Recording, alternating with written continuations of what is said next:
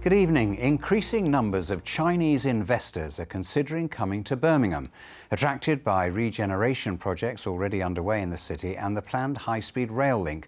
Earlier this month, the government published figures showing that the area covered by the Birmingham and Solihull Local Enterprise Partnership was one of the most successful in the country in attracting foreign investors.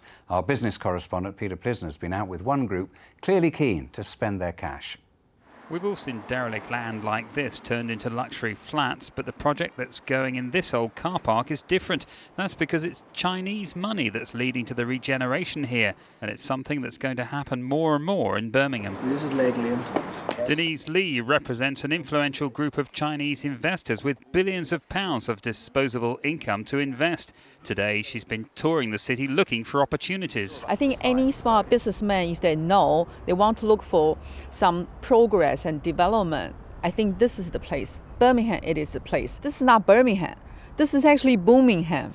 And that means plenty of opportunities to invest. The same Chinese group want to put cash into major regeneration schemes like Birmingham Smithfield and the Icknield Port Loop development. By far the biggest scheme the Chinese are looking at is HS2, and particularly opportunities around Birmingham's east side, where the proposed city centre HS2 station could be. Some parts have already been developed, but as you can see over here, other parts are still pretty run down. education and residential, really.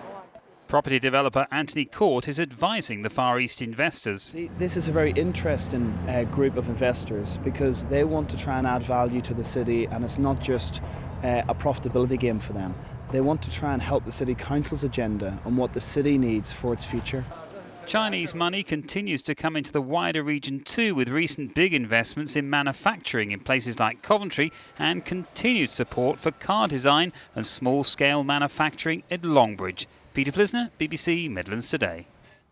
Our reporter Sian Greszczyk's in Chinatown in Birmingham for us right now, and that's a very visible sign of Chinese investment already behind you, Sian. How big a player are the Chinese at the moment? Well, Nick, they're important and they're certainly growing in importance, but they're not the number one investor in our region. That honour belongs to the Americans, according to the latest UK trade and investment figures. And certainly from Peter's report there, we've seen a real appetite for the Chinese to invest here. And I think that's in part due to the fact that there's been a real effort to woo the Chinese. The MP for Birmingham Hodge Hill, Liam Byrne, just last year organised a summit down in Parliament to do just that. Peter mentioned HS2 in his report, didn't he? How big a draw is that? Well, there's £10 billion of contracts up for grabs with the proposed high-speed to rail line through the country. And of course, the Chinese have got a lot of experience, thousands of miles of high-speed rail line running through China, and they're very much interested in bidding for those contracts. Sian, thank you.